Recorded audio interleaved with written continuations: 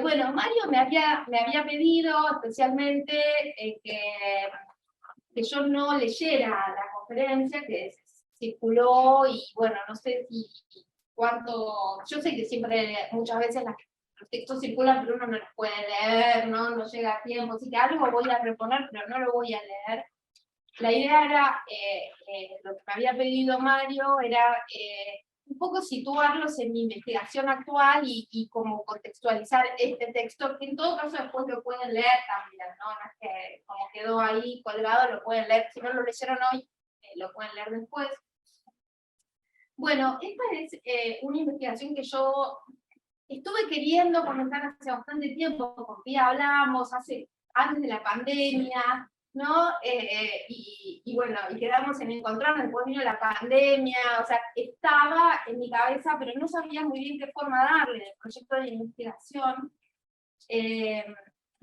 Y la verdad es que la forma la adquirió recién en marzo de este año. Yo terminé la investigación anterior que estaba haciendo y entregué el libro a la editorial, y entonces ahí me pude poner a pensar, y la verdad es que, bueno, un poco, como todas las investigaciones, siento yo, a partir de determinado momento de la carrera académica, un poco, yo, al menos en mi caso, siempre las investigaciones se me imponen. O sea, como vienen de algún lado, lo que voy a tratar de hacer es de reconstruir de dónde viene esta investigación, pero no es que yo me ponga a pensar y digo, a ver, ahora, no, o sea, creo que a todos nos pasa un poco. O sea, investigamos sobre algo y queda algo en sombras, o algo que va metiendo, ¿no? Y uno lo deja ahí diciendo, no, ahora estoy con esto, y después aparece esto y vuelve e insiste. Y bueno, y en este caso, claro, para mí es algo totalmente novedoso, y al mismo tiempo viene de las preocupaciones.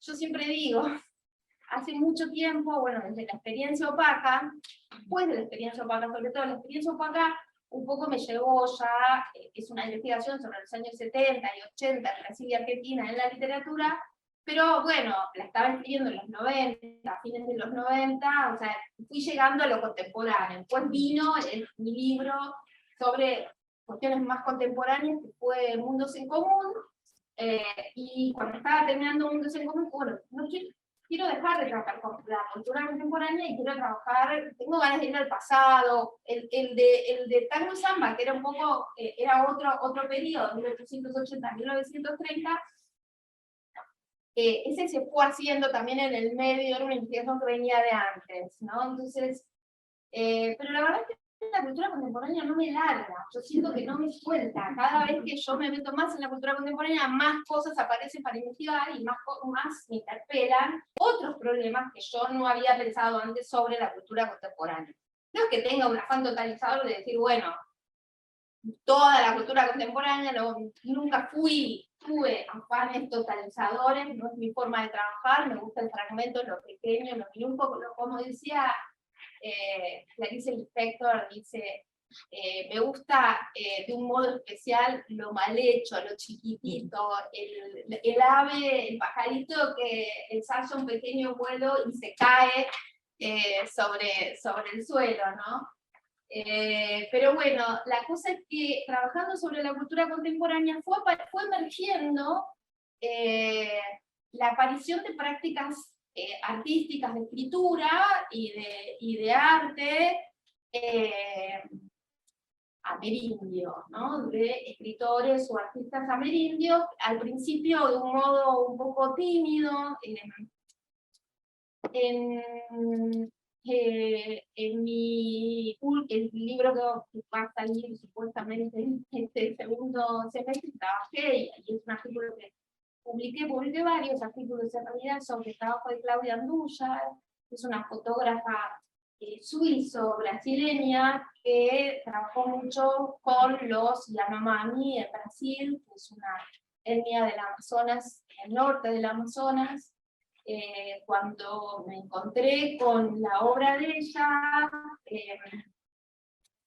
pensé que era una una instalación que había hecho sobre los Yanomami, y cuando empiezo a trabajar y investigar sobre eso, me di cuenta que ya se pasó 30 años viviendo con los Yanomami, y que en realidad sus instalaciones sí, y antes, ¿no? Y que en realidad sus instalaciones vienen mucho después del trabajo que ya había hecho, o sea que es eso que termina siendo prácticas artísticas no eran originalmente prácticas artísticas, por decirlo de un modo muy rápido. Ella era fotógrafa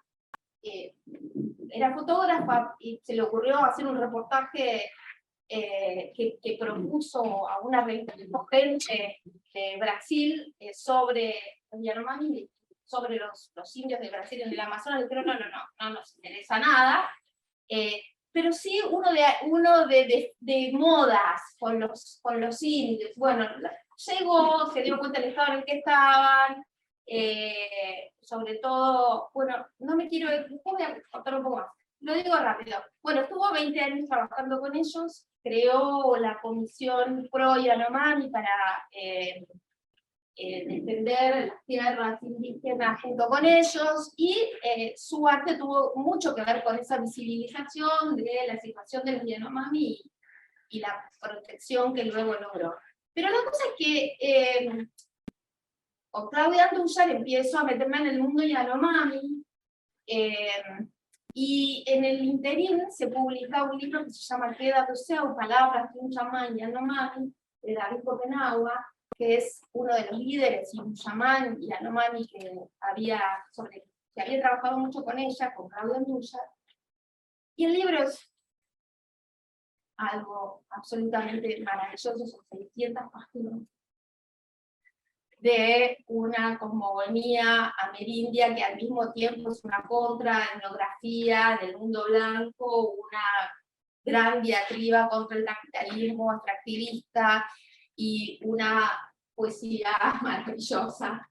Y en ese mismo momento empiezan a aparecer otros libros de otros intelectuales amerindios. Uno de ellos es Ailton Krenak, que se publicaron 2 libros de él recientemente, Ideas para el fin del mundo y La vida no es útil. Empiezan a tener mucha relevancia. Bueno, empiezo a meter, me empieza a aparecer, todavía no investigo, pero empieza a aparecer estas cuestiones, por un lado por Brasil, y la verdad es que también, como todos sabemos, también empiezan a ser más evidentes los reclamos, ¿no? Los empezamos a ver más, los reclamos por tierras, de los mapuches en Argentina, en Chile, etcétera, etcétera. Y junto a eso también me llama mucho la atención la suerte, ¿no? Por decirlo de algún modo, ¿no? Ahora quiero retirar la palabra porque no quiero que se asocie con el boom patriarcal y machista que fue el boom de la literatura latinoamericana, ¿no? Pero bueno, realmente empiezan a publicarse y a tener muchísima presencia varios escritores, poetas, sobre todo mapuches, ¿no? Entonces, bueno, trabajé bastante sobre Jaime Luis Buenún primero. O sea, al principio fui como haciendo algunos artículos, ¿no? Tenía los artículos sobre Claudia Andújar y que eran solo sobre Claudia Andújar. Después esos artículos de Claudia Andújar me metí con Claudia Andújar y David Copenagua, y después me metí con Jaime Luis Buenún, que a quien conocía anteriormente, sí, había leído algunos poemas, pero en el 2017 o 16, fíjense, o sea que es todo muy reciente, ¿no? Buenún había publicado sus libros de modo separado, el primero tampoco es muy anterior, pero no sé, creo que es de 2008, supónganse. Pero en el 2016 compila, aparte, Fondo de Cultura Económica de Chile, o sea, que es más visible, los otros libros habían sido publicados en editoriales más chiquitas, compila 3 libros de Buenún en un libro que se llama La calle Mandelstam y otros territorios apócrifos. Y ese libro tiene 3 libros ahí adentro, es una antología, bueno, sí, como si fuera la obra completa de Buenún hasta ese momento. El primero se llama Puerto Traco, el segundo se llama Fanon Sigmeu, y el tercero es la calle Manduca. Los nombres de poetas. Claro, y que no son mapuches, ¿no?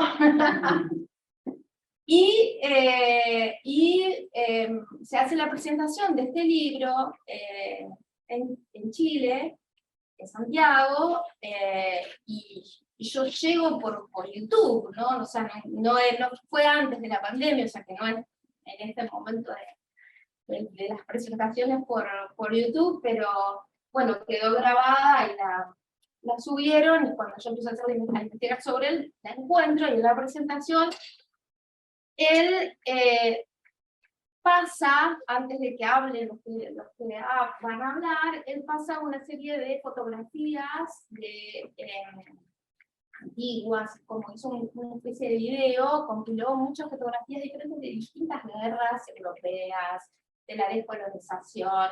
En el medio estaban también fotografías de mapuches, ¿no? Bueno, una especie de mezcla, digamos, muy llamativa, donde me parecía que había una intervención que era interesante como mapear entre lo que estaba pasando en Brasil y por ahora en Chile, son los materiales que tengo, por ahora tengo más ahora, no sé qué voy a hacer con todo lo que estoy encontrando. Pero bueno, empecé a trabajar como, bueno, esta cuestión de las prácticas artísticas amerindias en el seno de la cultura contemporánea. No las quiero trabajar como mapuches, o como yanomamis, o como krenaki, o no, que lo son, no hay una forma de negar la identidad, ni tampoco la necesidad de pensarlas desde ese lugar identitario, pero que más allá de ese lugar identitario, que puede estar o no, hay toda una discusión entre los mapuches también, porque están los que escriben en mapuche, están los que escriben en mapuche y traducen al castellano y publican bilingüe, y están los que escriben en castellano y no escriben en mapuche, caso de Jaime Luis Buenún, en este libro en particular, pero donde realmente me llama la atención esa superposición. Hay varias líneas, bueno, que en el artículo las pueden ver de un modo más detallado, ¿no? Pero hay varias líneas que veo semejantes, o que me gusta poner en diálogo entre lo que pasa en la Queda do Seu, de David Copenagua, lo que pasa en la vida no útil, o en Ayrton Krenak, o en Marco Alemán. De este libro hablo, después se lo voy a mostrar porque es un libro un poco... Estos no se consiguen, ¿no? No, estos están siendo... Ideas para el fin del mundo. Ya fue traducido. Y salió yo me enteré, dije, este libro hay que traducirlo, lo quiero traducir, está traducido. Ya lo habían traducido esperen, hay ahora me olvidé la editorial, la editorial de la de Juan, digamos, no de Juan. Santiago Arco, no, Biblos, la de Tiro. No sé cómo, no, ya me voy a acordar. No, tal cual. No, chicos, es donde publica todo. Prometeo. Prometeo. Bueno, Prometeo la tradujo hace como 2 o 3 años, ahora Eterna Cadencia va a sacar a Vida Nave Útil, se está traduciendo, pero no circula mucho, ¿no? Bueno, pero... Para buscarlo, sí. Este no, y este es medio difícil, no sé, no creo que sea, No, ¿cómo es el autor? Se llama Ayrton Krenak. Todos ellos, al menos los...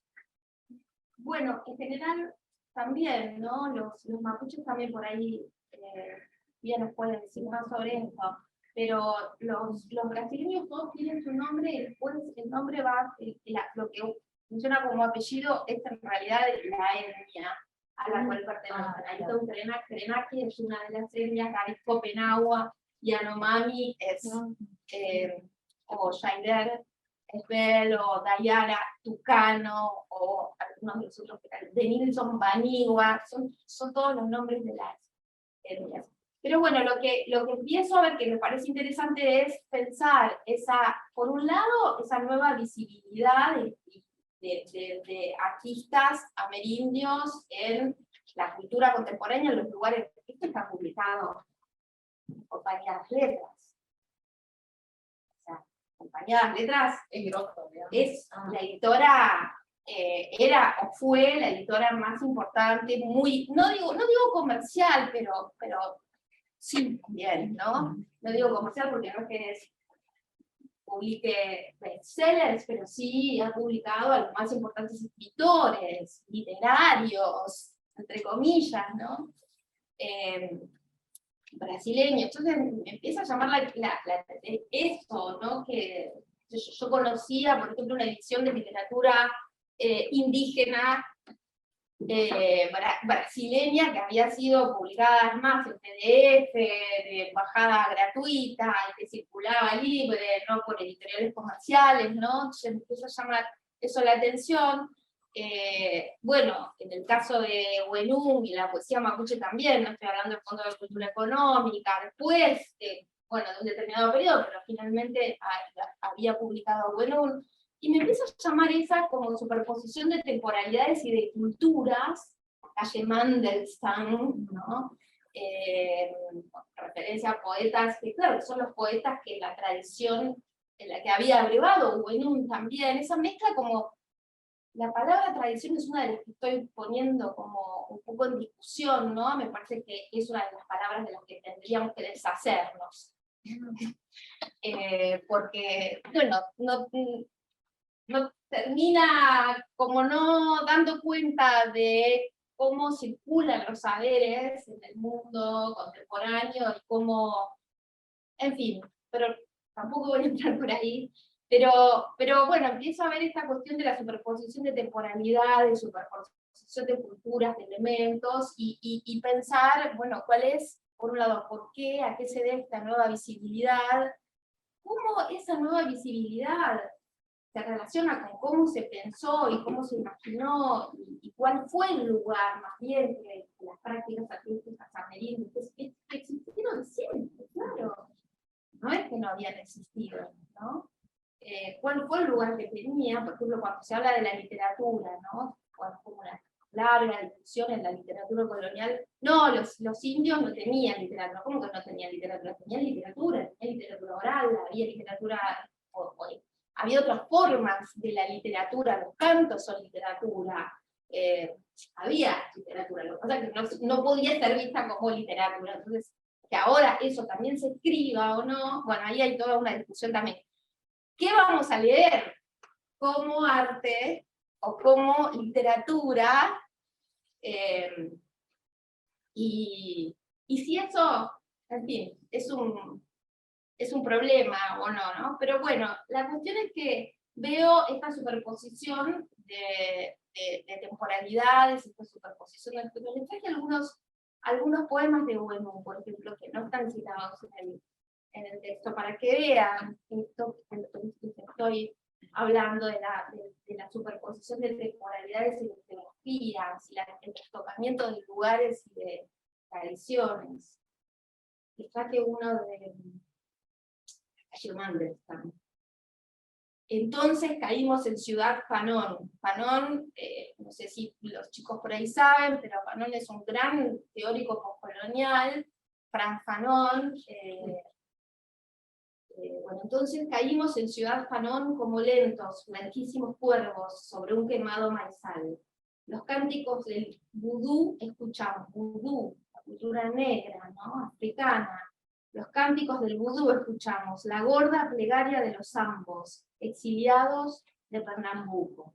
Wimisie, decían los pequeños cargadores mulatos, y nosotros, al unísono, largamos.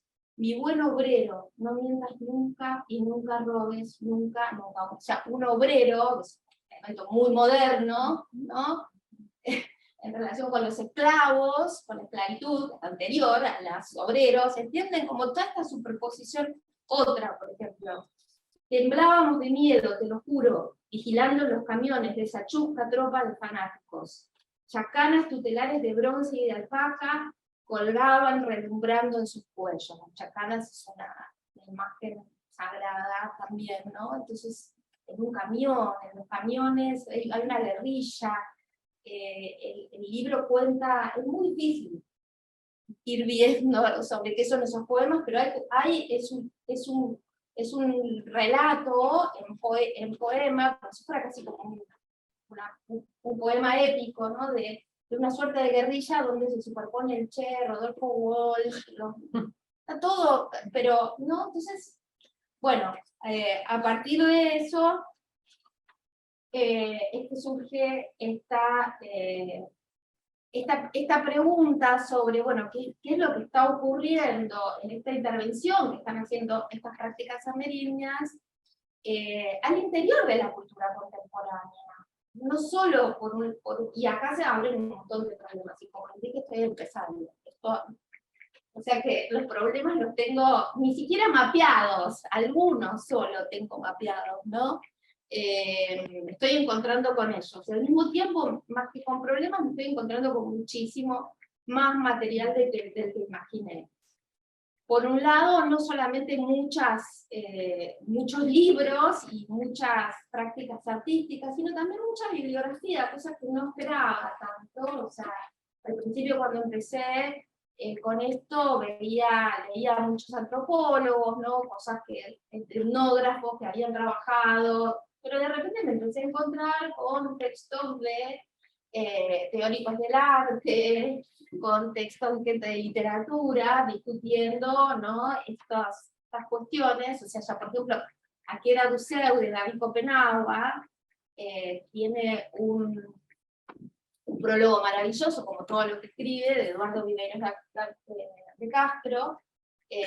Tiene un prólogo de él, que es un antropólogo, que ha escrito mucho sobre los amerindios, el perspectivismo amerindio, pero después de ese prólogo de Viveros de Castro, el libro ha sido analizado y discutido por mucha gente de letras, digamos, por decirlo así rápidamente, ¿no? Argentinos, ¿de qué nacen? No, brasileños, más que nada, algunos argentinos, sí, qué sé yo, David, George, yo, algunos lo hemos trabajado en algunos textos. Ustedes lo iban a traducir. Lo queríamos traducir, también, bueno, ya lo están supuestamente traduciendo. Queremos tu traducción, Flora. Sí, no, bueno, de ese libro no va a ser, porque ya está. Pero bueno, la cuestión es que surge, y empiezo a encontrarme, les digo, también con mucho material. La Bienal de San Pablo es la Bienal de arte más importante de América Latina, digamos, una de las bienales más importantes en el mundo también, ¿no? En el mundo del arte. Es una bienal que tiene una historia muy asociada a las élites paulistas de los años 50, modernistas, muy modernistas y modernizadoras, ¿no? Que hacer una bienal, el edificio de la Bienal, el pabellón Chichilo Matarazzo, que fue un gran mecenas del arte, que construye, pone dinero de la élite, ¿no? En los años 50 en San Pablo, para que San Pablo tenga su bienal, y eso es por poner a San Pablo en el centro del mercado del arte moderno. La Bienal del 2021, que iba a ser del 2020, pero que por la pandemia se fue postergando, es la Bienal que tiene más artistas indígenas de toda la historia. Tiene más de 9 artistas indígenas. Lo habían invitado a Yaider Esbel. Yaider Esbel es el primero que ven ahí de naranja, para que participara. Yaider había ganado el premio Pipa el año anterior, que es un premio muy importante también de Brasil, y entonces los curadores de esta bienal, que tiene el título de Fase Oscuro más el canto, está oscuro pero yo canto, es un verso de Thiago de Melo, un poeta del Amazonas, o whatever, de lo que sea, ¿no? Que uno entienda por blanco, pero bueno, no asociado, que escribe en portugués, sino, en fin. Lo invitaron a él, el Esbel ya era un artista muy, bueno, muy activo, muy conocido. Él mismo creó era el galerista de una galería de arte indígena que tenía en Manaos, o sea, todo como en la zona, digamos, del Amazonas, de donde es la etnia de Yaider Ezbel, y bueno, lo invitaron para participar y dijo, yo no voy solo, si voy yo, vienen otros artistas, ustedes tienen que invitar a otros artistas invitados. Y ahí empiezan a invitar a varios de ellos son los que lo acompañan a ir, y ahora Tucano fue la pareja de Yaider Ezbel, por ahí atrás está de Milson Banigua, pero también invitaron a otros artistas amerindios de otros, bueno, esto es ridículo, ¿no? Estas son partes de las dificultades. Otros artistas amerindios de otros países. ¿Qué quiero decir con eso? Ellos mismos no se consideran ni brasileños, ni venezolanos, claro, ni chilenos, mapuche, no, mapuche chileno, mapuche argentino, mapuche, pero bueno, de alguna forma hay que nombrarlo, ¿no? Lo digo con todas las... bueno, y cuando finalmente se inaugura, después de que no se pudo inaugurar por la pandemia y se fue retrasando, y por la pandemia fue muy interesante todo. De las cosas, sabemos que esperábamos más cosas buenas de la pandemia, ¿no? Pero algunas salieron, bueno, como no se pudo inaugurar, en ese momento se hicieron varias distintos eventos en distintos lugares del país, y se hizo bueno, una serie de eventos por YouTube, que hoy están colgados y los podemos ver, ¿no? Y podemos acceder a ellos. Pero bueno, cuando finalmente se abre, Yaider Ezbel dirige, digamos, una performance donde todos los artistas indígenas van en procesión, lo llaman el cortejo denunciado de la Bienal de los Indios, cortejo denunciado de la Bienal de los Indios, y todos los indios van pasando, bueno, Yaider con esa especie de cosa para anunciar, y van parando en cada una de las obras que están en el pabellón, que son de artistas indígenas. Y de ahí la Bienal quedó conocida como la Bienal de los Indios. O sea, la Bienal de San Pablo, una Bienal conocida como la Bienal de los Indios. Al mismo tiempo, no sé si siguieron, la Bienal de Venecia, la gran compra, varios miles y miles, 100 miles de dólares que hizo Constantini para el Malva es de un artista también indígena de Tucumán, Chaire, ¿no? Entonces es como que de repente empiezan a aparecer en el, entre comillas, centro del mundo artístico. En el 2021 también se hace la feria más importante literaria del Brasil, que es la Feria de Parachi, el festival, ellos llaman Festival Literario del Parachi, y estuvo dedicado también a todos los pensadores, conocedores y maestros indígenas que vieron sus vidas interrumpidas por el COVID-19. Y entre los invitados, siempre, ¿no? Los invitados eran poesía, no sé, los grandes escritores premios Nobel. Estaban el cineasta y líder indígena Carlos Papa, la educadora Cristina Tacuá y el filósofo y escritor y ambientalista Milton Frenar. Bueno, esto es simplemente datos concretos de que hay una presencia nueva importante, ¿no? Pero lo que me interesa es pensar, bueno, como les decía, ese lugar distinto que tiene la cultura indígena dentro de la cultura contemporánea, ¿no? Antes, en el pasado, se la apropiaba, digamos, fue como en el indigenismo, en el modernismo brasileño, el manifiesto antropófago, el manifiesto Pau Brasil, etcétera, etcétera, ¿no? Se la apropiaba, era la élite blanca que se apropiaba de figuras y de saberes indígenas para dar una cierta representación del otro, y en el indigenismo que fue tan importante en América Latina también.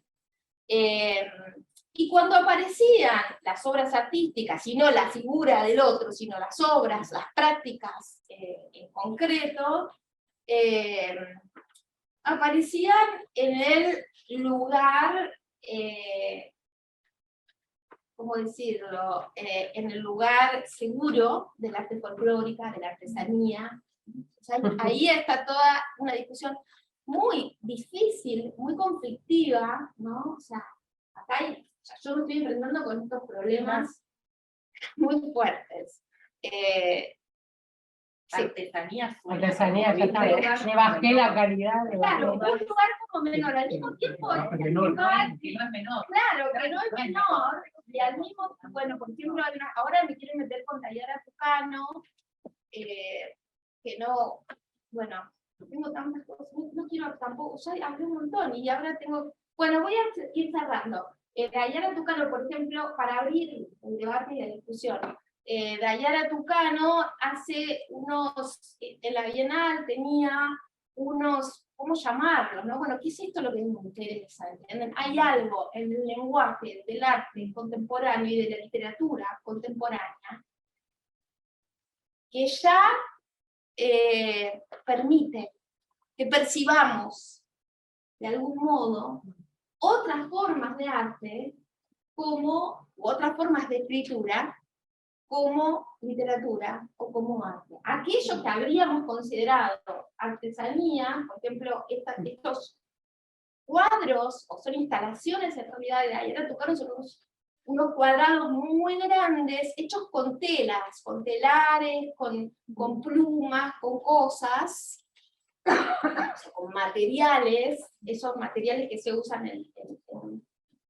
se han usado en distintas formas de ornamento, indígena y demás a lo largo de los años, pero ahí estaban puestos como en un cuadrado, colgado con otros, armando una instalación.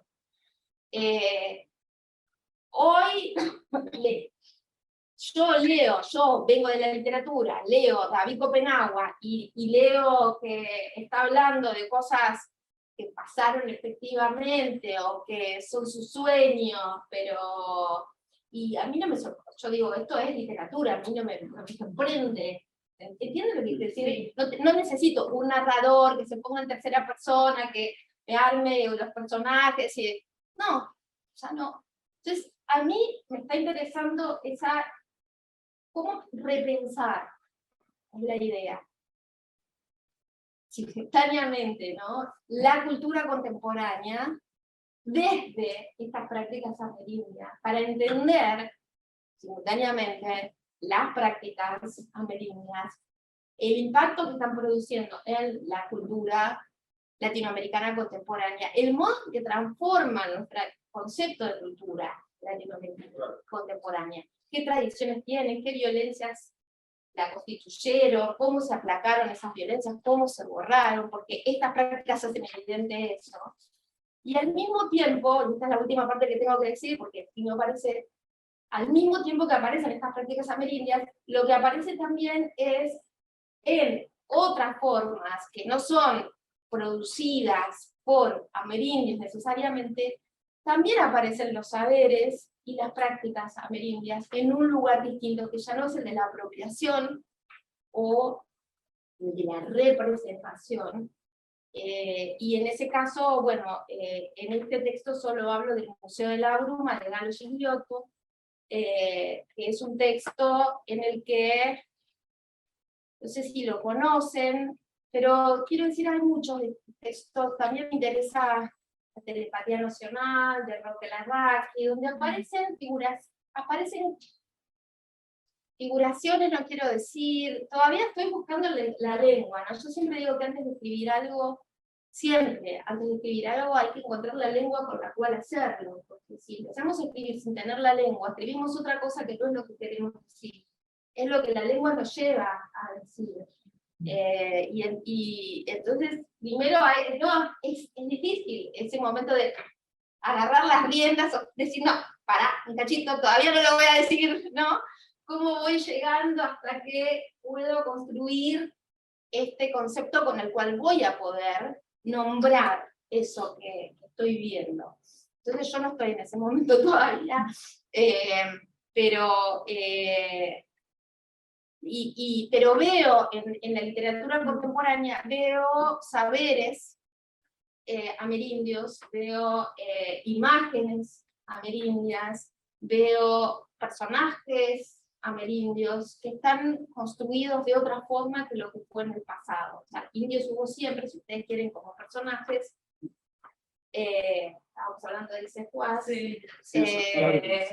Está ahí, está ahí. Sí, ¿Y en Narraki qué viste? la telepatía Pero nacional. ¿qué figuración te da el No, todo? bueno, está toda la cosa. En general, es esto lo que estoy encontrando, esto es lo que me está permitiendo hablar un poco de estas cuestiones. Es que esos personajes o esos saberes, esas cuestiones vienen como a contraponerse a una historia de un Estado nacional violento, extractivista, destructor de la naturaleza y creador de relaciones violentas contra todos los otros seres, no solamente humanos, sino animales o con la naturaleza, ¿no? Y en la verdad que está esto. Bueno, los esclavizan, se los llevan, ¿no? Los encierran. Bueno, y el caso de Galo Gigliotto es un libro que se publicó en el 2010, todo muy reciente, entonces también a veces Pensaba en Cabezón Cámara con la China la y China, ese es otro. me parecen dos indios Sí. con otra cosmovisión. Con otra cosmovisión, donde tienen una cosmovisión propia que Claro. es funcionan como un contraarchivo de la modernidad latinoamericana. Hay una, no sé si la llegó a tus manos, pero si no te la sugiero, es una poeta mapuche que se llama Liliana Ancalao. Sí. Y Roquín, que es su último libro, es una contraescritura del siglo XIX. Claro. Genial, no, a ella todavía no la leí, estoy con Daniela Castillo. Ella es de Comodoro. Ajá, De Comodoro mirá, Rivadavia. me interesa. Y creo que publicó bilingüe, mapuche con español y digamos, se traduce al mapuche. Claro. Y ese último libro, yo te acuerdo, se lo leí a Pablo, se lo iba a ver a Pablo, porque Alejandra lo tomó. Sí, es realmente una contraescritura del siglo XIX. Sí. Y es interesante para nada. Sí, buenísimo, me viene súper bien. Bueno, no sé si querés que veamos alguna otra imagen, bueno, porque si me parece que son muy atractivas. Bueno, esta es lo que les dije del cortejo denunciado de Ariana dos Índios. Estas son unas esculturas de Jair Esbel. Jair Esbel es este artista. No hablé de esto tampoco. Bueno, después lo pasó.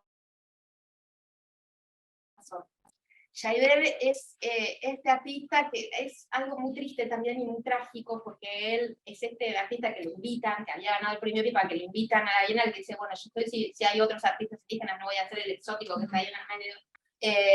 Y estas son unas esculturas que son unas deidades macuyís, de la etnia que era Jair, y que están en el lago, cuando uno entra antes del pabellón, están en ese lago, en el pabellón de la Bienal, afuera de la Bienal, y enfrente de una estatua está en ese parque, en el Parque de Vida Afuera, de Pedro Álvarez de Cabral, fue el que descubrió, comillas, Brasil. Después, bueno, estas son las que les mencionaba de Dayara Tucano. ¿Ven lo que les digo? O sea, están hechas con con plumas, pero están colgados de ese modo, como cuatro, ¿no? Todavía no puedo decir más de esto porque no, es lo que quiero trabajar ahora, pero me interesa he trabajado más, por ejemplo, si seguís, bueno, esta es una fotografía muy importante, este es Ailton Krenak joven. Ailton Krenak participó, esta es una de las primeras apariciones de él, en cuando se discutió en 1989 una enmienda de la Constitución brasileña para reconocer a los indios como sujetos de derechos. Hasta entonces no eran sujetos de derechos. Y él, y las tierras, bueno, también reclamaba por las tierras, y él dio un discurso, en ese momento entró al Congreso, ¿no? Al Congreso de la Nación, al Palacio del Gran Alto, y mientras daba el discurso, un discurso en perfecto portugués, decía una cosa maravillosa, se pintaba con la pintura de mi papo, la cara se iba cubriendo la cara de negro, que es lo que los Krenak hacen para el luto, para mostrar el luto, ¿no? Entonces, fue muy fuerte, es una performance, ¿no? O sea, fue una performance, fue un uso de las tradiciones indígenas, Krenaki, pero en otro contexto, ¿no? Porque, y bueno, y se consiguió esa reforma, esa enmienda de la Constitución.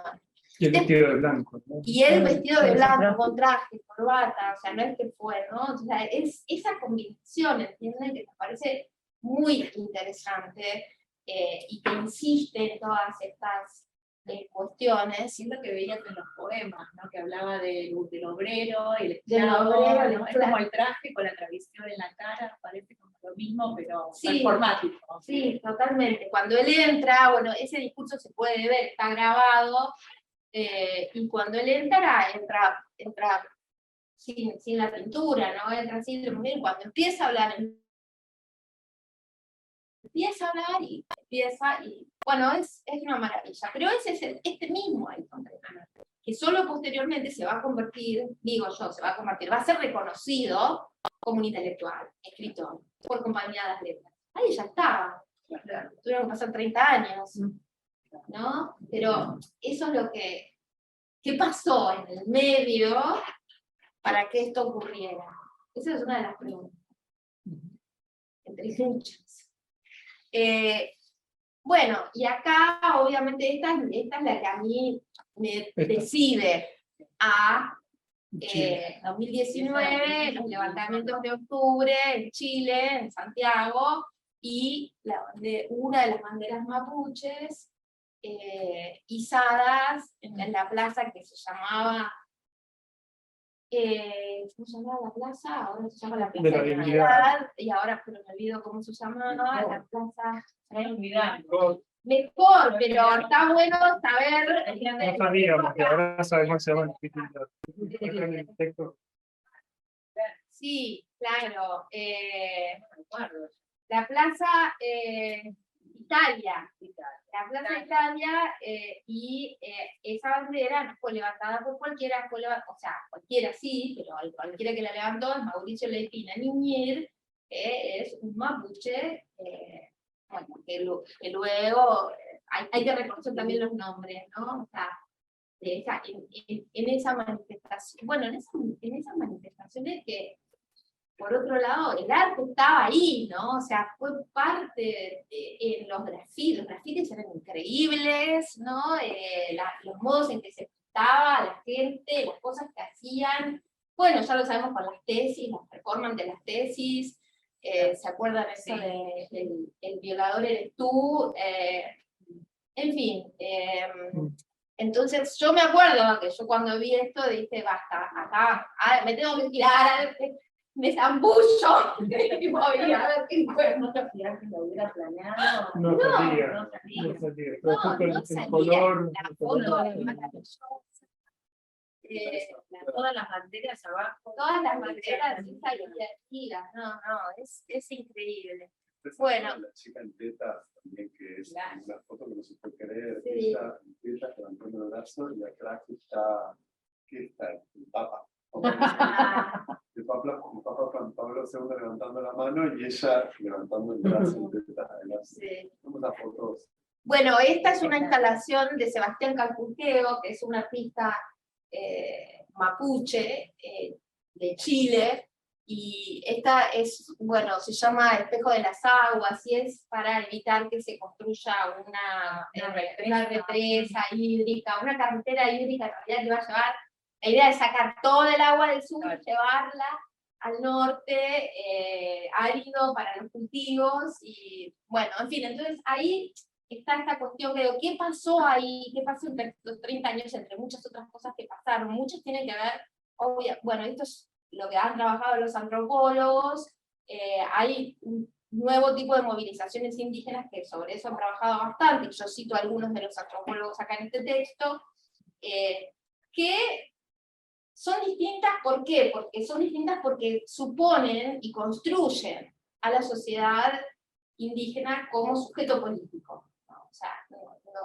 diferentes a anteriores en otro momento. Eso trastoca toda la relación y la cuestión. Pero más allá de eso, ¿qué es lo que pasa también en este mundo? El mundo se está acabando. Este mundo, y la pandemia un poco también lo hizo evidente, este mundo de las petroleras, del extractivismo, o sea, vamos a explotarlo. Ahí entonces adquiere una nueva relevancia, otros modos de relación, otras cosmogonías, otros modos de pensar la relación entre especies, Sí. que tienen estos saberes. O sea, es eso también lo que nos hace verlo de otro modo. ¿Entienden? Hay un contexto específico que me parece que lo hace más relevante. Pero ¿sabés cómo decir, Flor? O sea, ese sujeto político que es un artículo también, porque esto es denuncia, Sí. pero es arte, Bueno, ¿no? este concepto del arquivismo está muy presente en todos ellos. Claro. El arquivismo. Y me interesa mucho en la literatura, porque bueno, en la literatura también, ¿no? Pues se puede hablar de, no sé, ahí está la palabra que tenemos que inventar, escribir, no sé, literatísimo, no sé cómo decirlo, ¿no? Pero literativismo. Bueno, y este libro, y después venían imágenes de este libro, que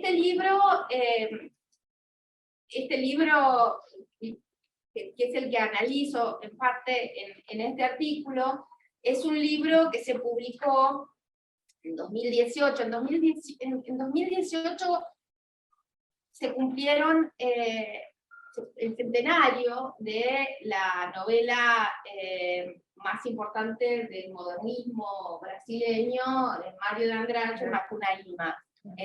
Y a raíz de, bueno, ahora en el 22, se están haciendo muchos eventos en relación con la Semana de Arte Moderna. No, los 90 años, claro, los 100 no pueden ser todavía, es en el 28, que se publica Macunaíma. Me quedé pensando, 100 no puede ser, es en el 28, a los 90 años se hicieron algunos eventos. Una curadora que se llama Débora Goldenberg realizó varios eventos en unas casas de cultura que tiene la ciudad de San Pablo. Y para ese evento llamaron a Jainer Esbel, que es el artista que dibuja, o sea, que tiene estos cuadros, están acá adentro, son de él, pero que ya los había publicado antes en un texto que se llamaba Macunaíma, Meu avó en mí, Macunaíma, mi abuelo en mí. Había publicado ese texto. Y la diferencia es el acento, que el acento... Pero leí, no entendí. No es con Sí, qué. Macunaíma es una portuguesización, o sea, portuguesana. ¿Cómo se dice? Sí, portuguesa. Sí. Bueno. Ponele, esto. Una transcripción al portugués del sonido que Mário de Andrade escuchaba, que le decían, bueno, en realidad lo leyó en las transcripciones que Koch Grunberg, que era un etnólogo alemán, había hecho de las leyendas de los pueblos Pemongi, Taurepangui y Macuxí también. Les dije que Jainer Esbel es Macuxí. Son todas de la misma familia Pemón, no hay varias etnias diferentes. Entonces,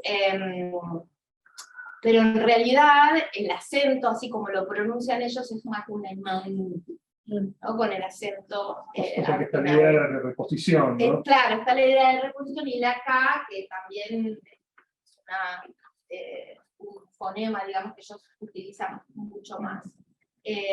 Bueno, entonces se hace ese encuentro entre los cuales se invita a el nieto del chamán Temón, que le contó las historias a Koch Grummer. Se lo invita, bueno, a Jaider Esbel, porque había escrito ese libro sobre Macuna Imam o Agolmín, y se invita a un profesor, doctor de la Universidad de no sé dónde, que también está el profesor Rufus, PhD, así está puesto como personaje.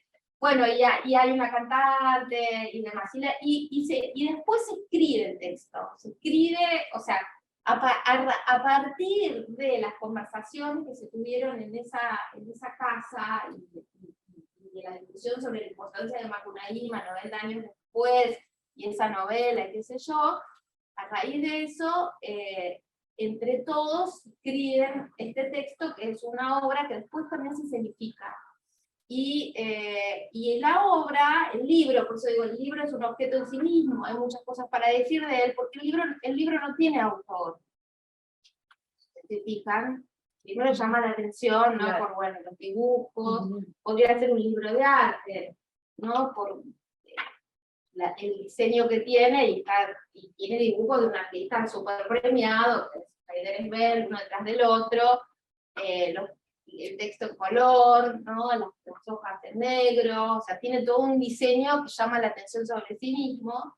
El libro no tiene autor, y al comienzo dice, tiene una nota de edición que dice, un concepto de autoría tratado por este libro, aquel que, de acuerdo con Paul Sumter, en la letra de Bosch, predominó en la Idade Media, cuando las historias eran narradas por diversos contadores na tradição oral, eventualmente en un esfuerzo colectivo feito en oficinas de copista, etcétera, etcétera, etcétera.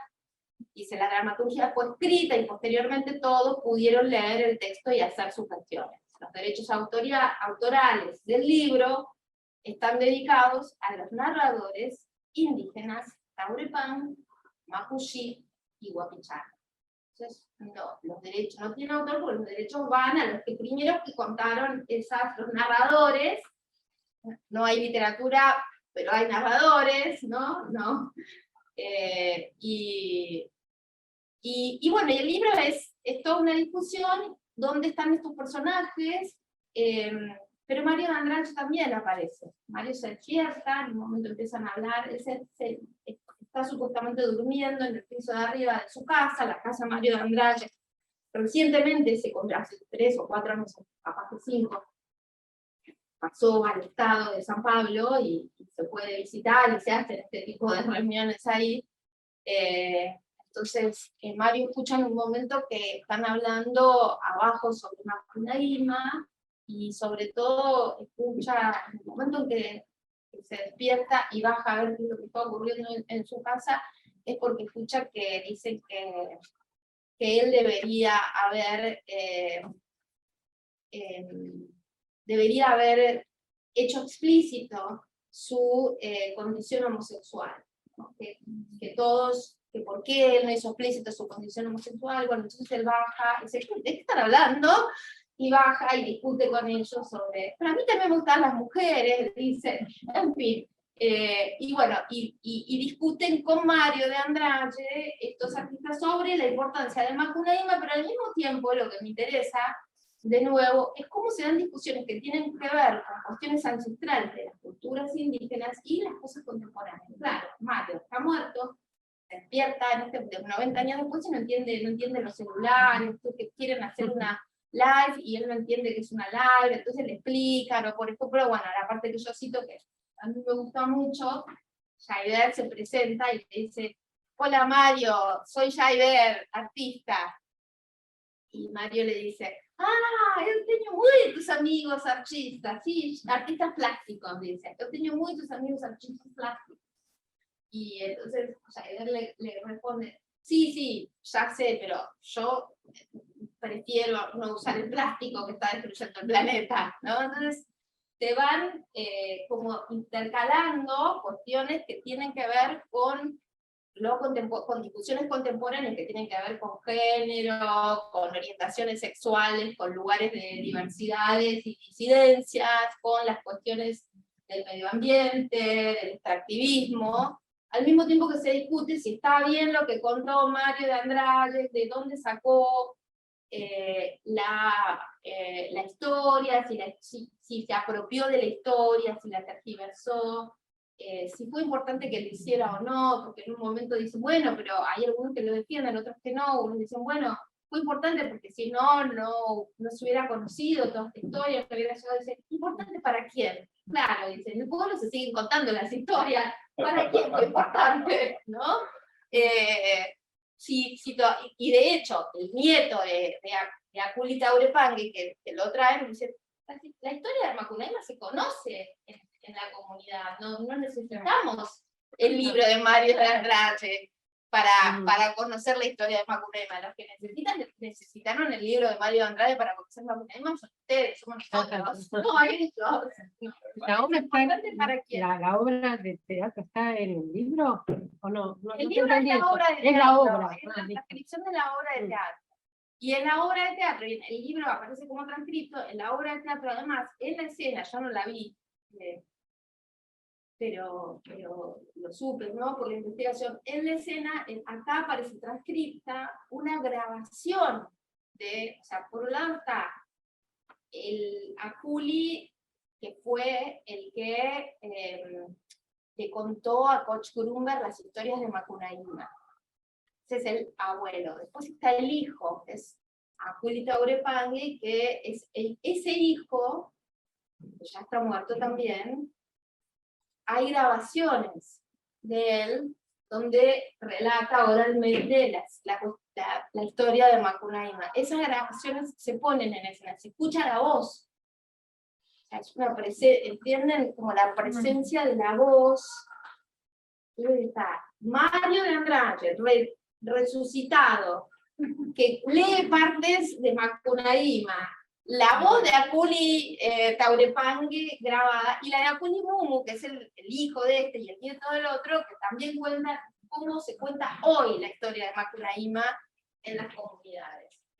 Y eso en el contexto de discusiones sobre disidencias sexuales, sobre si era importante que Mario hubiera dicho o no hubiera dicho, que no lo hubiera ocultado, que lo hubiera ocultado, etcétera, etcétera. Nadie habló, solo ahora, recientemente se está hablando de la homosexualidad de Mario de Andrade, ¿no? Se supo siempre, pero recién ahora está apareciendo. Bueno, en fin, esos son los problemas con los que me encuentro, y lo que estoy intentando trabajar, como ven, es una discusión sobre cómo debemos transformar de algún modo nuestra comprensión de la cultura latinoamericana contemporánea, las problemáticas que hacen a la cultura latinoamericana contemporánea, a partir de esta como nueva visibilidad de las prácticas artísticas amerindias, ahora en el centro de lo que es la cultura latinoamericana contemporánea, y no en un lugar de acá en las artesanías indígenas. Bueno, nosotros tenemos a los indios que hacían esto y estaban en el pasado. Una última cosita, y con esto cierro. El censo. ¿Cuánto todos los que son de mi edad sabemos que nos contaron en la escuela que los indios para la campaña del desierto habían desaparecido? No había indios. No había indios en la Argentina. No había indios en la Argentina. Ahora el censo se pregunta, ¿se reconoce como el Estado que nos dijo los manuales de historia, los indios quedaban unos poquitos, ¿no? Ahí, pero básicamente habían sido integrados, formaban parte de la gran Transargentina, y ahora nos preguntan en el censo si somos descendientes de alguna etnia. Yo pensé que ya no había, era para contestarle, ¿no? Bueno, y estuvo todo el movimiento de muchos de decirse sí, que sé yo, y empezar a pensar, si yo no seré guaraní, yo que soy de Chiclayo. ¿No? Bueno, eso. Así que, perdón, me extendí. No, pero cuando uno habla, No se reconoce, vos podés decir, yo me reconozco. no me reconozco. Claro. Aparte la autopercepción, la autopercibo, guaraní. ¿Por qué no?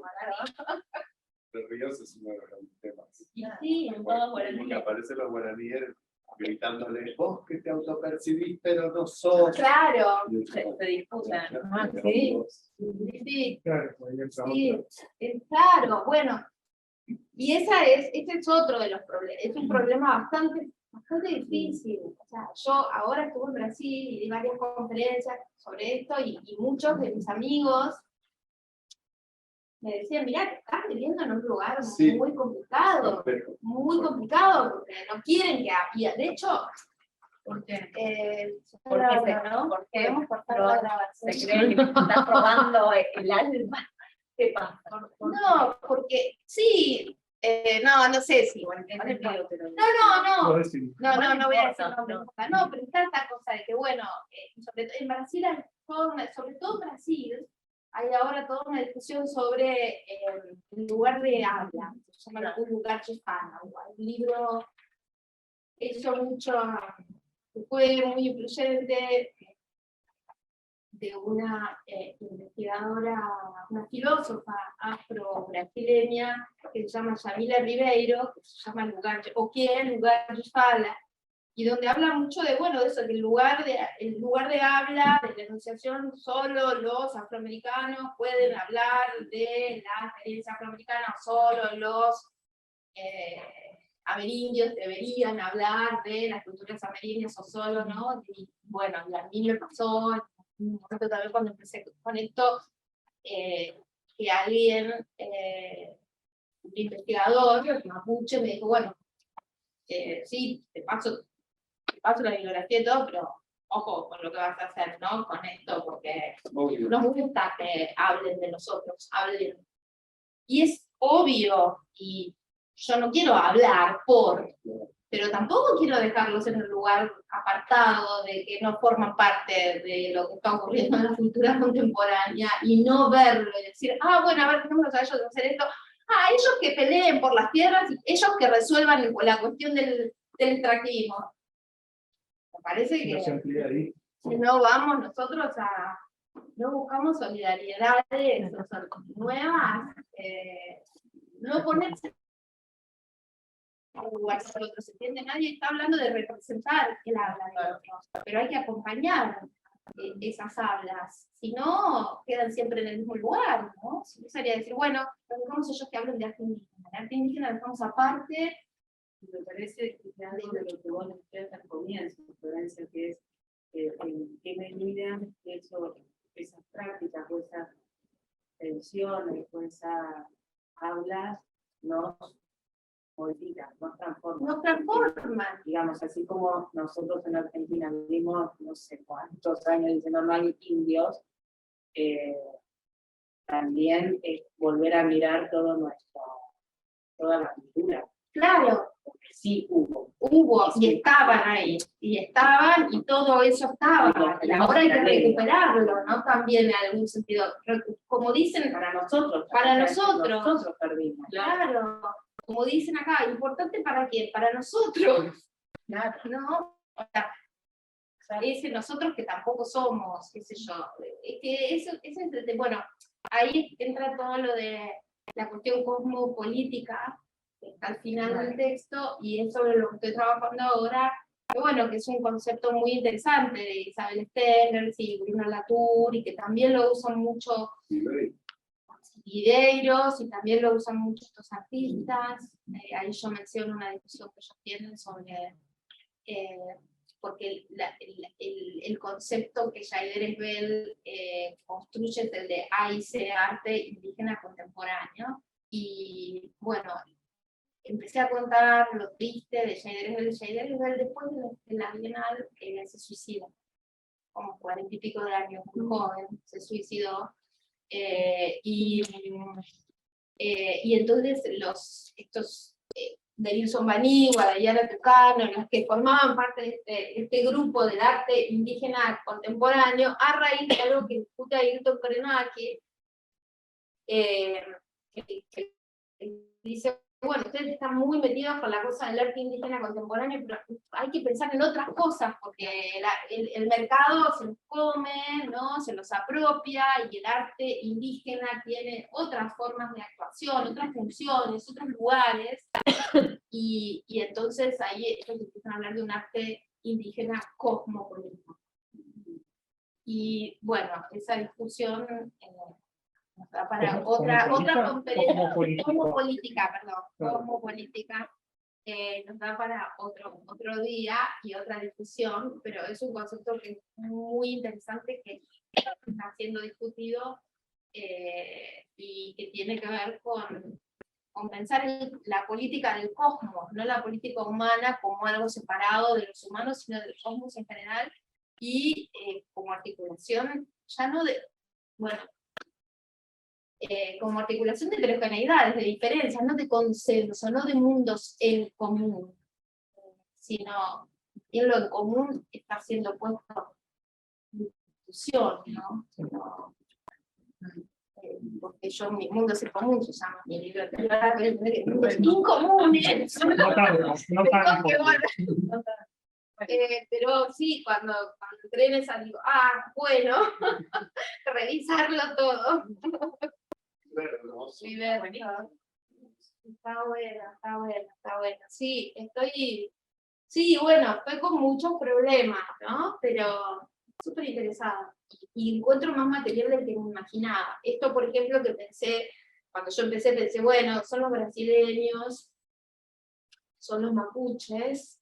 De repente encuentro, ¿no?, el libro de Clifford, Returns, Becoming Indigenous in the 21st Century, y encuentro Contemporary Indigenous Art, y no sé qué, hay miles que hablan de el arte y la literatura indígena y el nuevo, cómo pensar este nuevo lugar que tienen en Australia, África, los maoríes, etcétera. Es abrí una cosita así, me pareció, y empecé a buscar más, vieron, las palabras claves, poner en los buscadores, empecé a poner,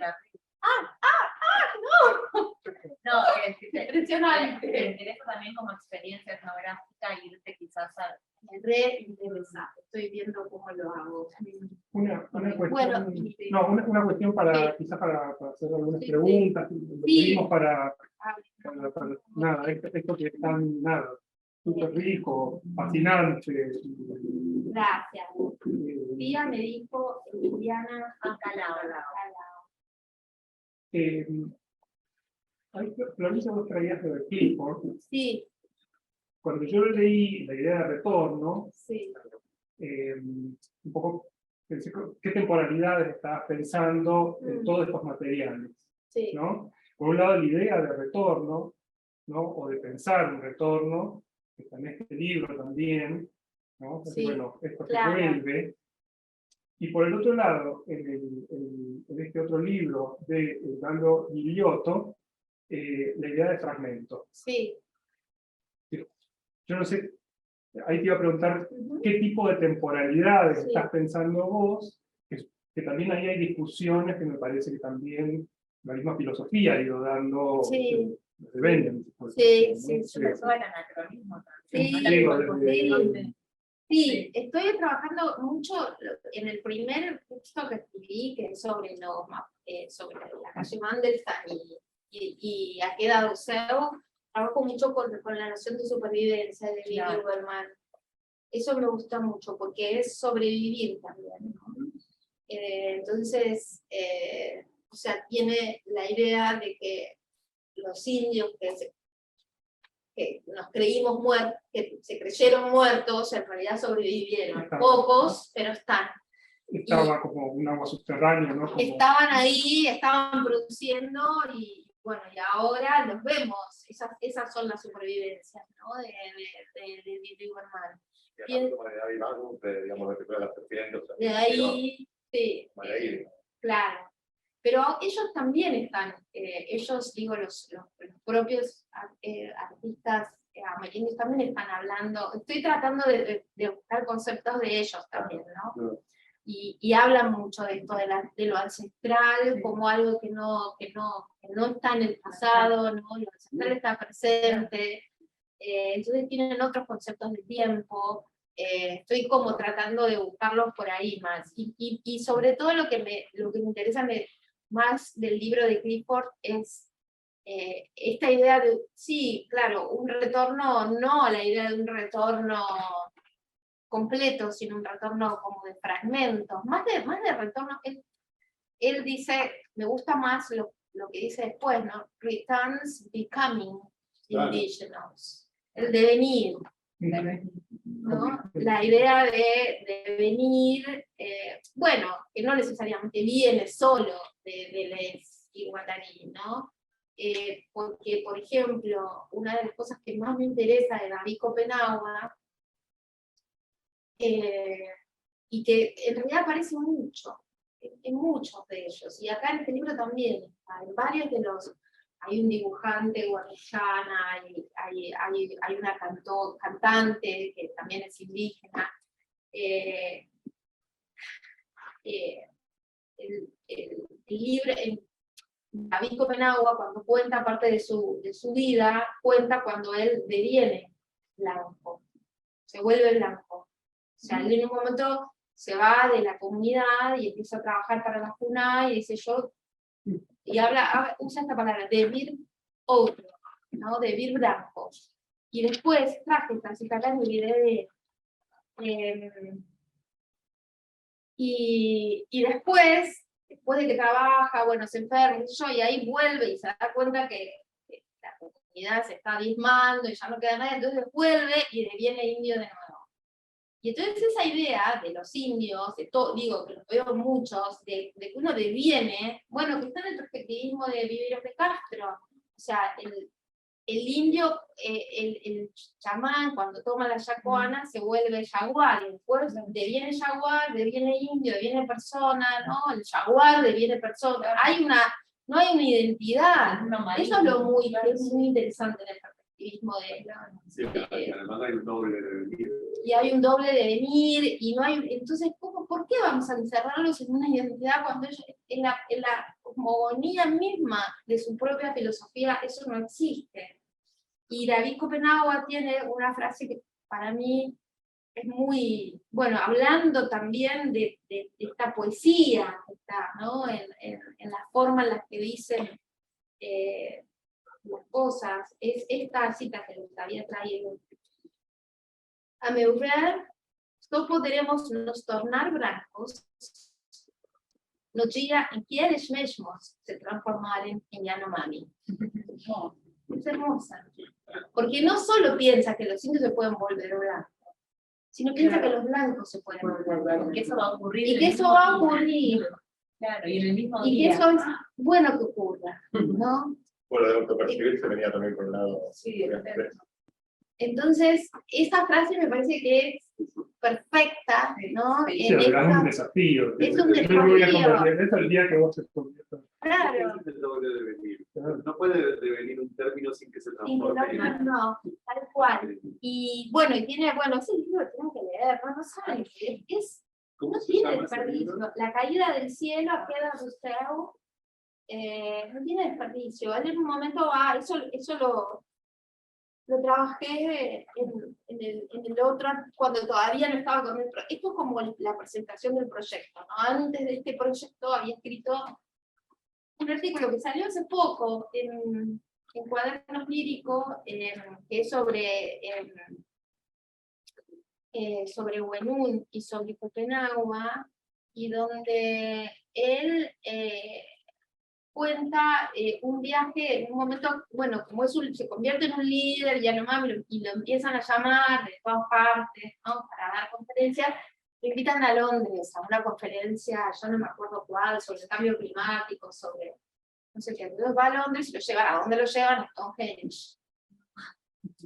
Y cuando él ve eso, dice, ahí descubrí que somos el mismo, claro, porque estos son, y hace toda una historia de que en realidad todos estábamos, los blancos también estaban en el mismo lugar, y que cuando, no me acuerdo ahora siento mal porque estoy hablando sin los términos correctos, pero no me acuerdo cómo se llama ahora en este momento el dios de ellos, que cuando creó la Tierra los había creado a todos, y que después, bueno, tiene toda una historia para explicar por qué se separaron los blancos de los Yanomamis, y que somos la misma Tierra y somos la misma humanidad, ¿no? Y bueno, eso es muy conmovedor, después de toda la violencia que han sufrido, ¿no? Y es muy fuerte. Este libro no tiene desperdicio. Cada pedacito son 600 páginas o más, pero bueno. No, después hay algo que recién Lucía dijo, que me parece que vos lo explicaste, pero por ahí vale una ampliación. Sí. ¿Cómo pensás el sentido político de estas piezas? Sí. Dado que muchas son, vos decís, prácticas estéticas, Sí. ¿no? Que están muy contiguas a la demanda. Sí. Entonces, ¿qué tipo de objetos son políticos son, ¿no? Esta, que digamos, Sí. esto que es como una especie de performance Sí. del lado artístico, y a la vez es Sí. un reclamo por el lado político? Pero pienso que, digamos, como cambia el estatuto de la pieza, como para decirlo de alguna manera, Bueno, artística, ¿no? ahí es donde me parece, Que me parece que es interesante desde el punto de vista de la pieza contemporánea. ahí me parece súper interesante lo que me decís, y ahí hay algo que estoy metiéndome de a poco, pero que es muy difícil, ¿viste? Es todo muy difícil en realidad.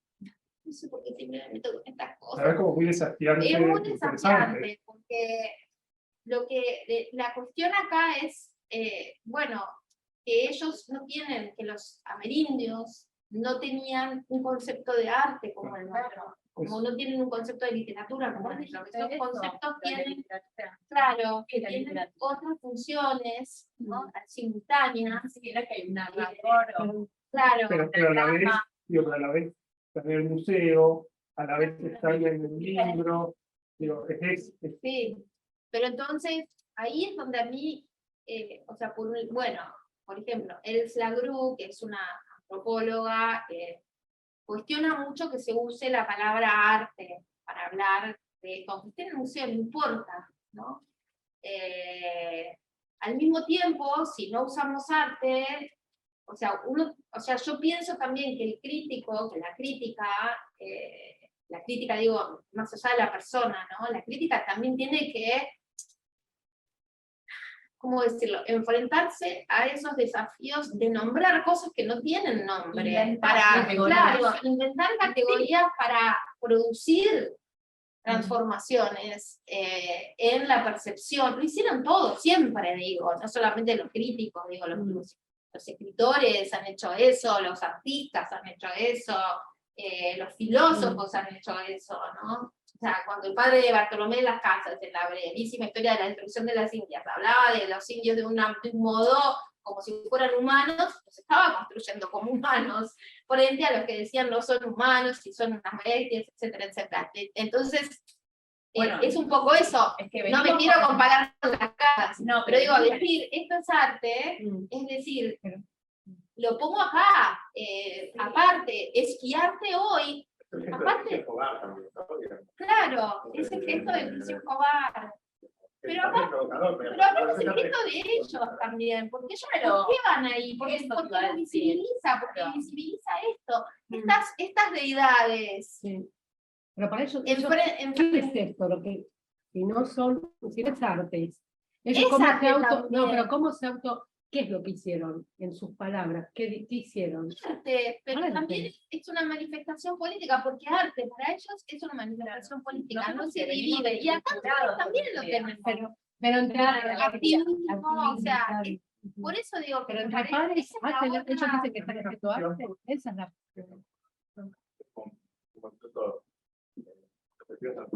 sobre cultura popular, sí, mucho más previa, anterior a todo esto, que es la diferencia incluso entre las propias producciones las comunidades y la artesanía, por ejemplo. Sí. La artesanía para el turismo. O sea, Claro. tampoco es lo que Claro. hace en las propias comunidades, digamos. Entonces, digamos, si ellos mismos pueden forzar la diferencia entre nuestras producciones en un sentido popular, comunitario, Sí. ritualístico, Sí. y a la vez, digamos, poner categoría de artesanía por fuera de esto, también, ¿no? De alguna manera, es, bueno, poner por fuera de esto una categoría como arte contemporáneo, ¿no? Bueno, es como una Sí, sí, mutación, tenemos. una variante, y que funcione como una especie de provocación también, ¿no? Digamos. Claro. Y ahí hay tal vez incluso una tercera dimensión, digo, esto es arte y es política, Claro. y es lo Y nos sagrado, hace y es lo sagrado. Y es lo Eso. sagrado, y nos hace Claro, esa repensar dimensión de. qué es el arte. Y qué fue el arte para nosotros, para la cultura occidental antes. Ya, eso lo marcó Peter Burger, ¿no? Desde del valor cultural al valor de exhibición. Bueno, eso es una historia del arte. Claro. Hay que hacer otras historias del arte. Y estas prácticas nos están combinando a que hagamos otras historias del arte, donde el arte sea otras cosas, donde la literatura sea otras cosas. Que lo que fue, ¿no? Tiene muchos colectivos. Claro, eso es lo que Con muchas- habla del teatro, pero Muchos colectivos, sí, escrituras colectivas también.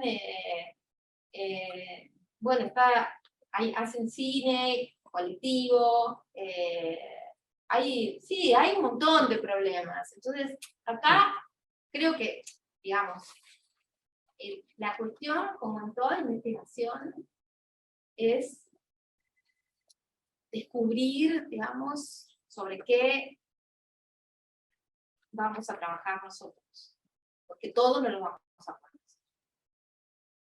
Entonces es recortando, ¿no? Uno se tiene que meter, sumergirse, juntar todo y después decir, acá voy a nadarme acá, ya. Porque y voy a ir abriendo las cosas para que otros naden otras rutas. Sí, no, pienso esto también, que el arte político, moderno, si se quiere, luego Ferrari, que Sí. tenía como una cuestión de mediación. Bueno, yo hago este arte, pero acá es como si no hubiera diferencia entre el arte y la demanda, ¿no? La demanda. Y me parece que pasa en muchos otros objetos contemporáneos, ¿no? Donde se empieza como a borrar un poco ese espacio, ¿no? Que creo que tiene que ver con cierta cuestión de la autonomía, ¿no? Claro. Para bien o para mal, después cada uno lo juzgará, pero Sí. hay algo ahí que me parece que está, ¿no? Que se está jugando ahí es verdad. en cuanto a la transformación de esto, ¿no? De lo que entendemos hoy, ¿no? Que estamos pensando. Sí. De la pieza, Sí. de lo que llamamos Después, arte. Claro. Después la otra cosa que, bueno, eso es lo que yo todavía no definí, ¿no? ¿Quién sabe cuándo lo voy a definir? Porque como estoy recién empezando, ¿no? A mí en general, yo escribo mucho, o sea, a veces me dicen, bueno, escribo mucho, sí, yo escribo, pero el momento en el que se cierra el libro lleva, cosas estaban escritas, pero todo se articula en un momento que a veces lleva 4 años, ¿no? Una cosa así. Todo eso ya estaba escrito de algún modo, uno podría hacer la historia, ¿no? A ver cómo los publicó los artículos por separados y después cómo se armó todo. Y qué sé yo, por ejemplo pienso, yo descubrí pensé en el concepto de inespacificidad cuando estaba no sé, ya estaba cerrando el libro, y dije, todo se articuló, y ahí entonces lo fui como dando, ¿no? Eso que les decía, encontrar el lenguaje con el que uno va a escribir. Entonces yo no sé muy bien a dónde voy a ir con esto.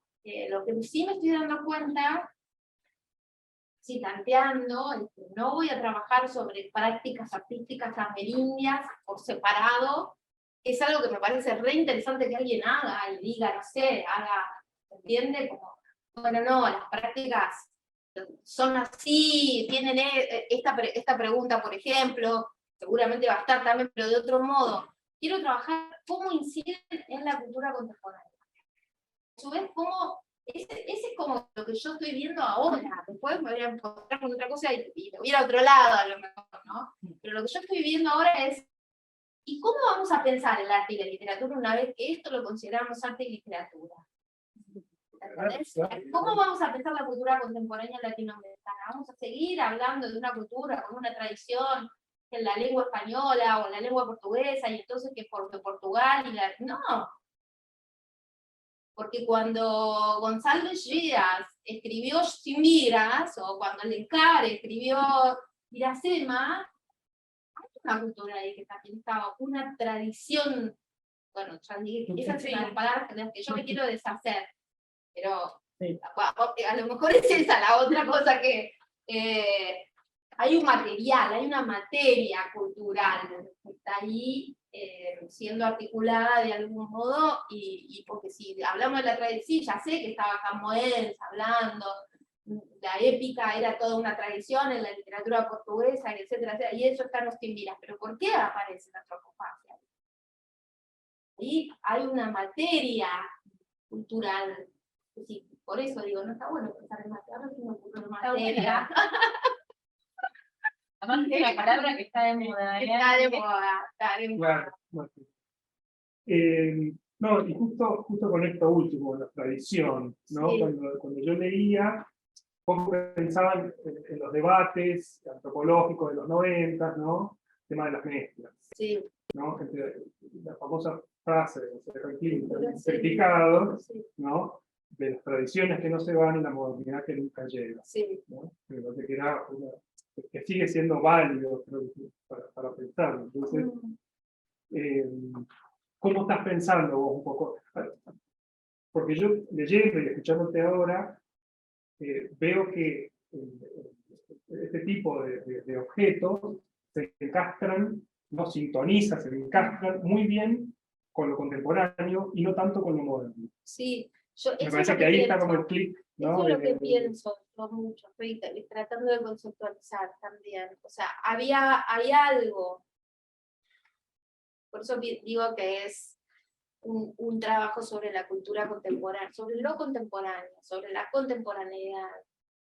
Hay algo en la cultura moderna, en el concepto de cultura moderna, que impidió que esas prácticas fueran incorporadas. Y hay algo en lo contemporáneo que hace posible, porque eso estaba, ¿entienden? No quiero decir que ahora aparecieron y ahora están haciendo arte, no, ellos así, bueno, están haciendo otras cosas también, ¿no? Porque Dayara Tucano ahí, o sea, eso no hay, uno va a una aldea y no se encuentra con él, o capaz que sí, no sé, vamos a ver, y logro ir a Luna.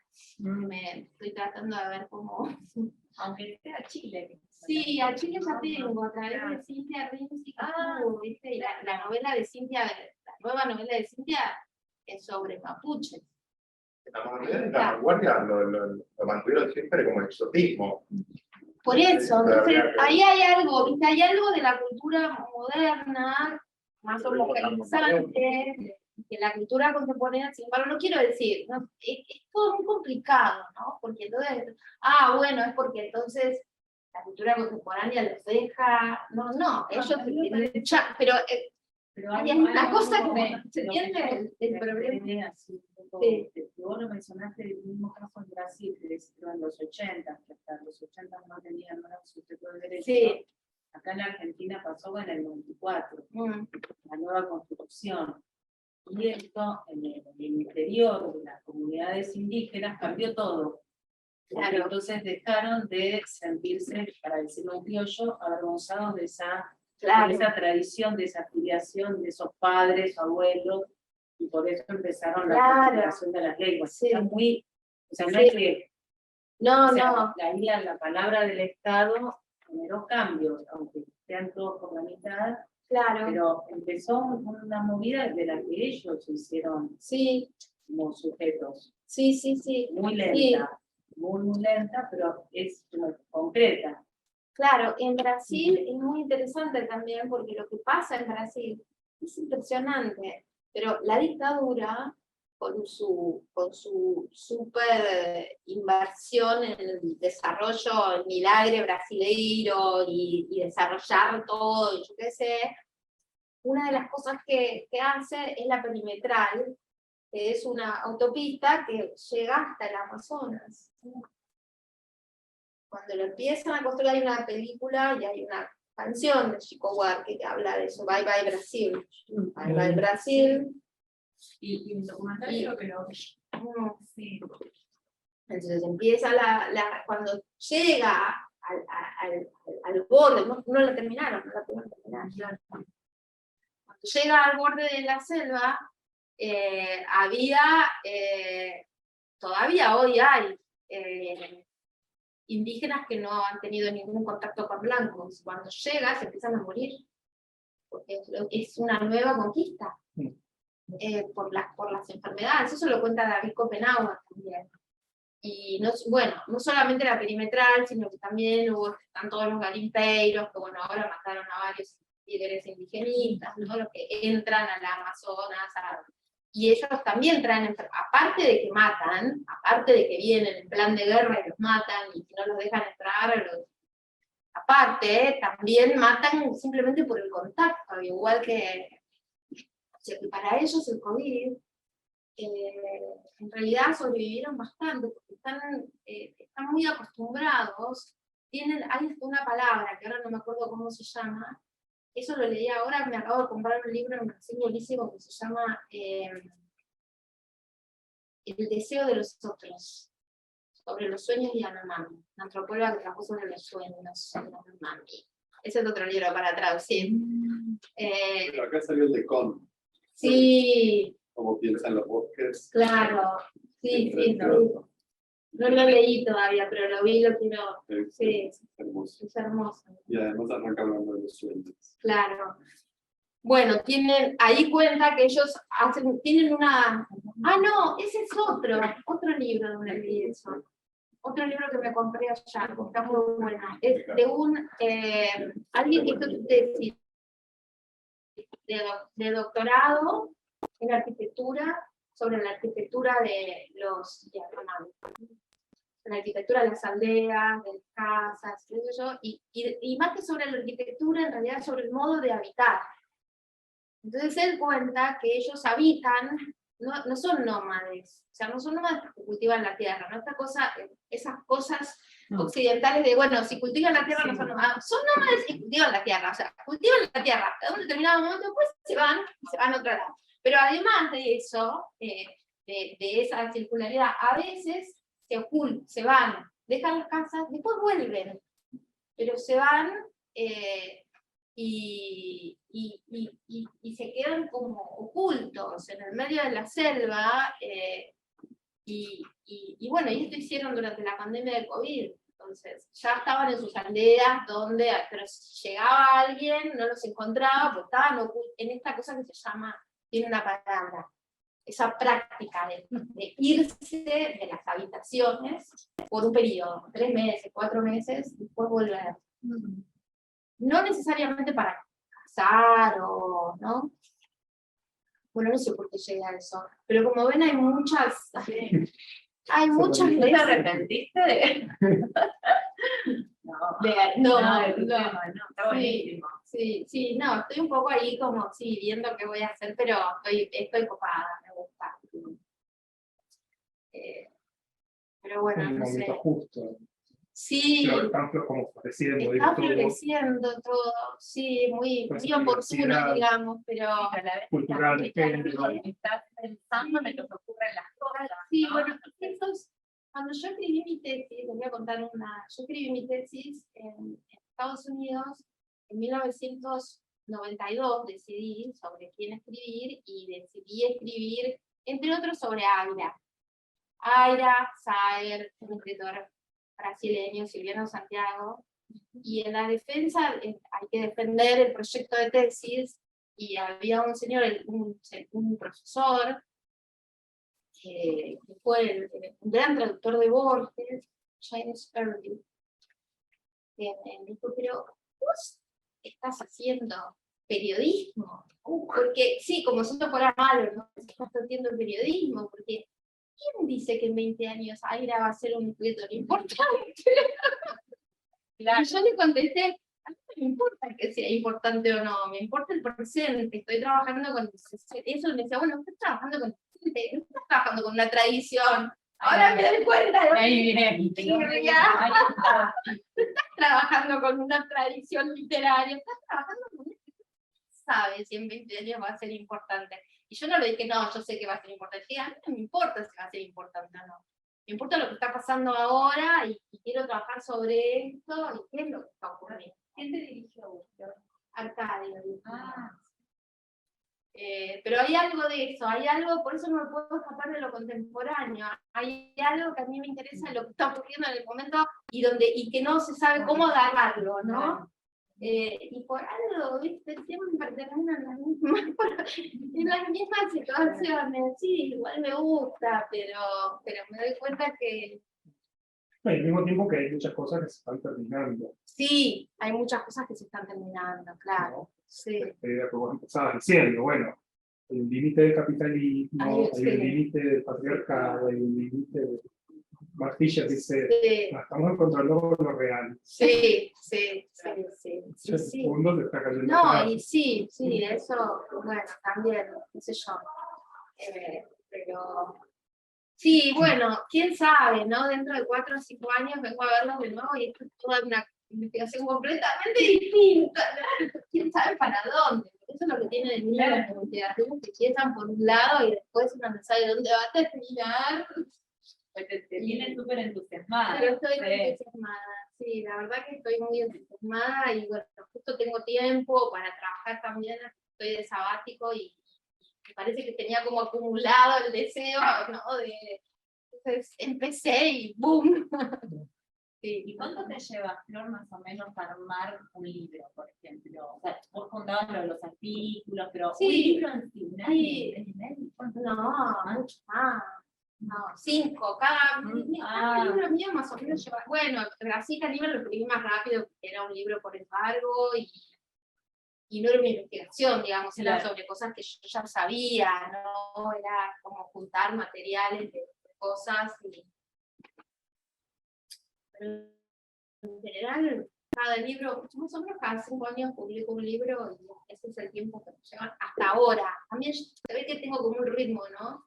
Como que no, o sea, a lo mejor esta investigación me lleva más tiempo, Claro. pero como que tengo, yo me acuerdo que cuando yo estaba escribiendo la experiencia opaca, yo sabía que o sea, no sabía que Mundos en Común iba a ser Mundos en Común, pero yo sentía que podía seguir escribiendo sobre la experiencia opaca, las cuestiones de la experiencia opaca y llegar hasta el presente con esos problemas y dije, no, corto acá, esto termina acá y voy a seguir después con esto. Entonces, a mí me gusta también como fragmentar las investigaciones y no hacer cosas.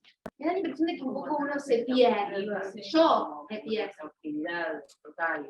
Claro, viste esos proyectos que llevan 10 años y que por ahí perdiste el impulso original, dice, bueno, está bien, se fue transformando, pero por ahí me gusta dejarlo a eso de un modo y después seguir eso otro que está ahí en otra cosa para... Bueno, no sé, como que me da la impresión de que a veces uno mismo se va poniendo como Los 5 años encerrando, ¿no? Como, entonces, claro. sí, pero no es solamente por eso, porque me parece que ya aprendiste, ¿no? Ya tenés una lengua que no sé si te sirve para hacer. Claro. Hay algo de eso, ¿no? Como que ya tenés una serie de categorías, entonces después se las pones a todos. Entonces todos es experiencia, claro, experiencia opaca, sí, todos experiencia, después, claro, después, no sé, la experiencia opaca no trabajé sobre llamar a Carmen Sainz, pero después entonces sí trabajé, pero lo trabajé desde el otro lado, si no seguían pensando, se entiende como que siento que uno empieza a crear una serie de conceptos y de lengua que te sirve, la inventaste para algo, y después la usás para todo. ¿No? Hay como que inventar otra y ver eso otro de medio con ojos más virgen. Acá me parece como que el corpus, no, pero como que el corpus te encanta un poco, ¿no? No se me ocurre otra cosa. ¿No? Pero del tema de virgen. Claro, ¿qué otra? Para mí, no sé, pero puede ser que acá arrancaste como por el corpus, como si el corpus te hubiera llegado y te dijo estudiame, porque no partís como de un problema, entendí eso, ¿no? Los problemas los estás buscando, y el corpus como que se te impuso. Sí, Claro, corpus. sí, el material, ¿no?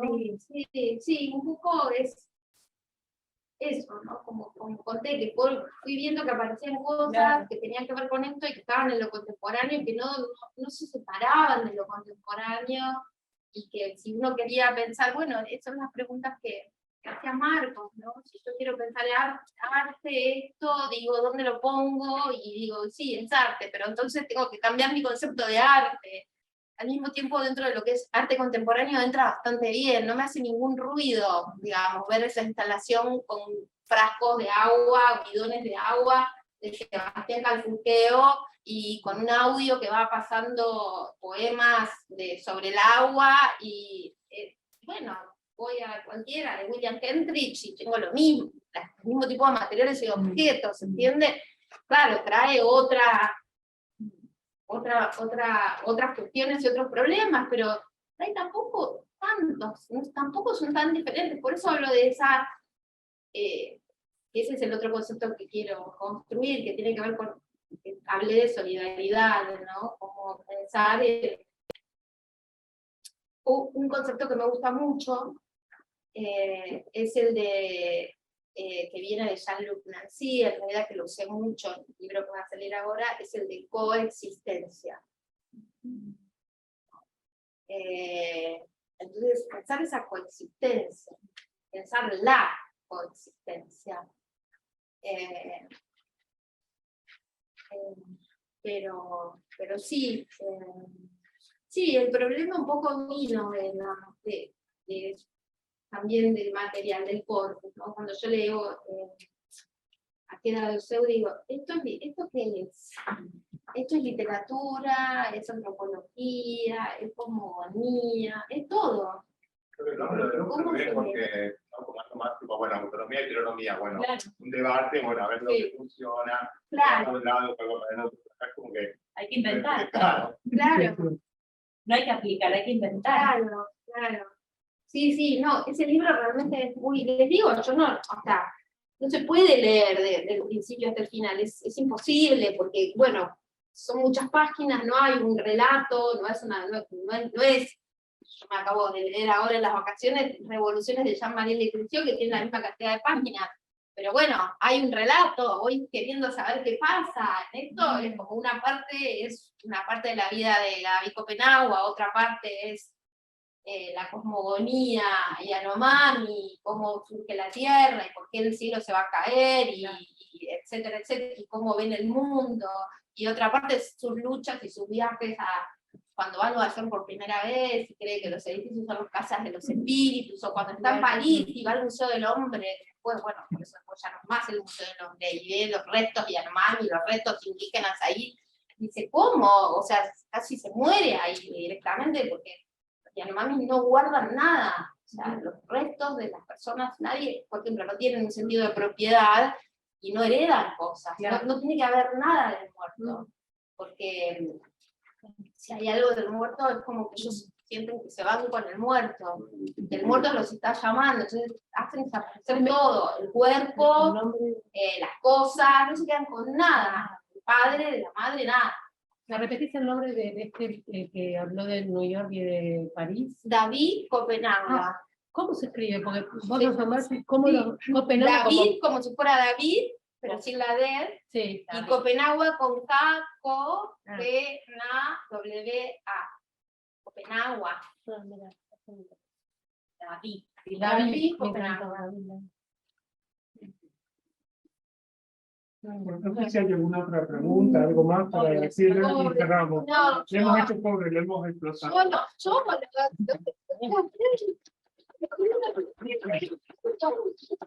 Gracias, Florencia, por hacernos pensar.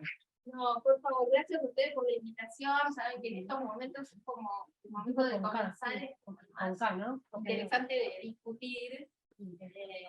Todos son interesantes, pero ahí uno siga pensando y tratando de...